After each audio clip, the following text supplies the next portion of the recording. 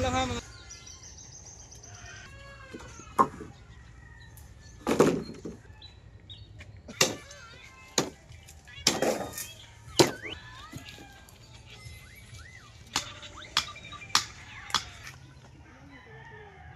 Sinisilip-silip nila yung ano, yung guhit.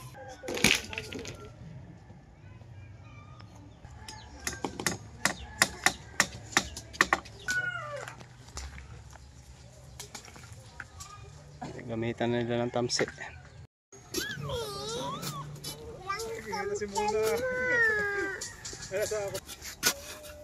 Mga kaboy-boy, malalim na. Hindi na tanim mo ng ano. Hindi yata tambak natin na. Ha? Hindi pa. Plano pala doon sana, ulam ber.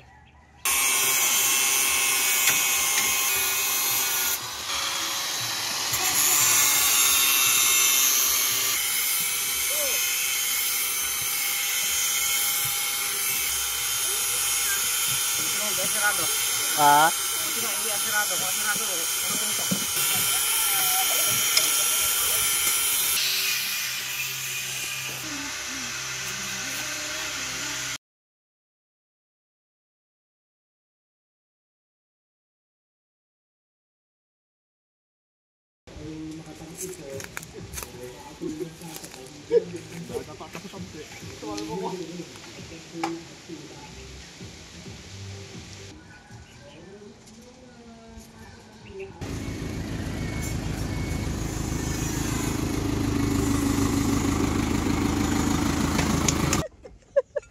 Gusto rin ang lambre. Umusok eh. Oh. Okay dyan. Natusok ka dyan.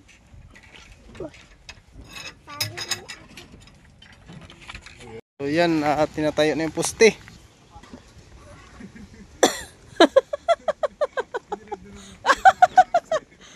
Tamse! Kalimutan mo bakal, no?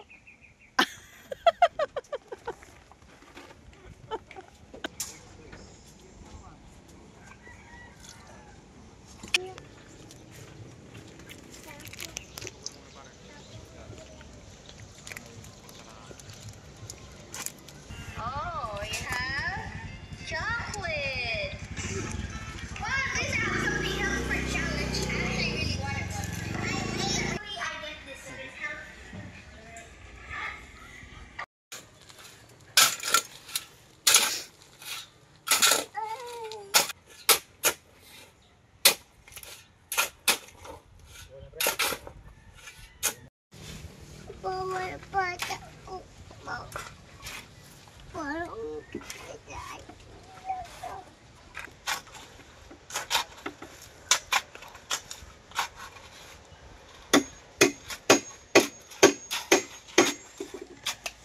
Mara aso na. Wala eh.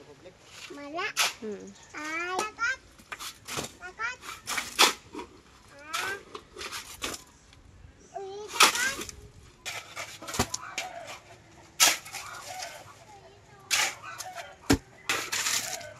Akot, akot. Akot. Akot, akot. Oh, sige, sige. Sige, upo dun. Para? Oo. Puno agad ay. So yan mga kaboy-boy, nabuhusan na namin yung haligi oh. Ayan. Buhusan namin yung mga haligi. Para bukas ay asinta na lang ng hollow blocks.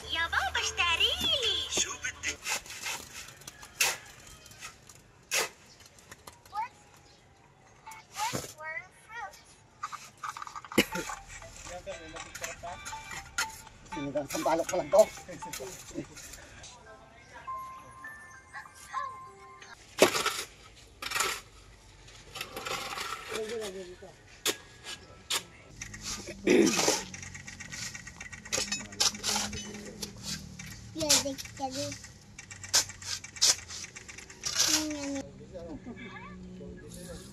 May ginagawa man ding ano ngayong ganyan ng asinta dyan sa ano.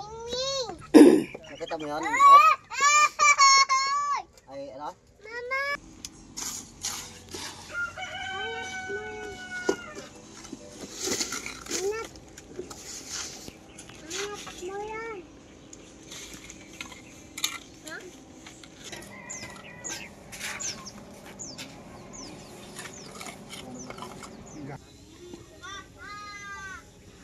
So yung mga kaboy-boy, nasintahan na paikot, 3 patong. So 3 patong lang muna nasinta nila kasi para tumigas daw ang ilalim.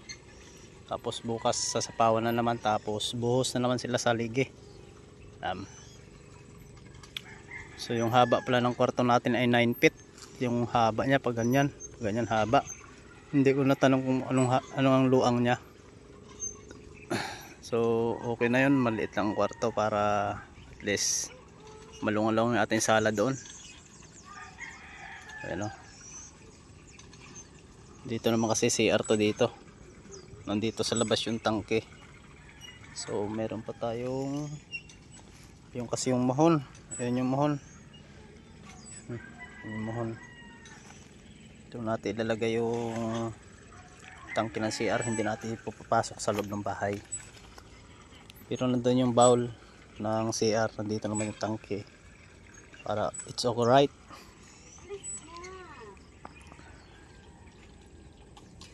So maliit lang itong pinagawa namin mga kaboy-boy. Nasa 1.5 hollow blocks lang daw ito lahat-lahat na. So yun lang kasi ang kinaya natin budget. Kaya tama na siguro yan. Malaking bahay na rin ito.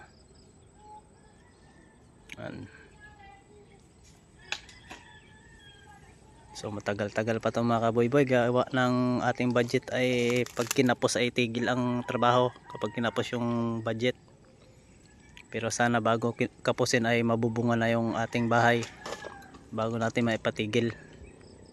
Pero kung maganda-ganda noon ang kita natin sa laot ay diretso-diretso ang ano nito, diretso-diretso ang trabaho.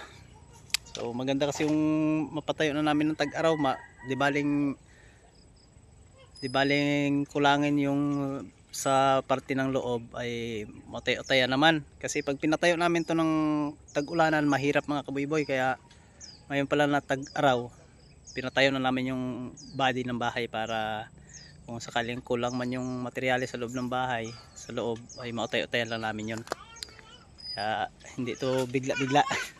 Hindi biglaan. So yan, mga sunod na araw ay lalaot muna ako para meron naman tayong pang-upload sa ating fishing. Ayan, sa ating YouTube.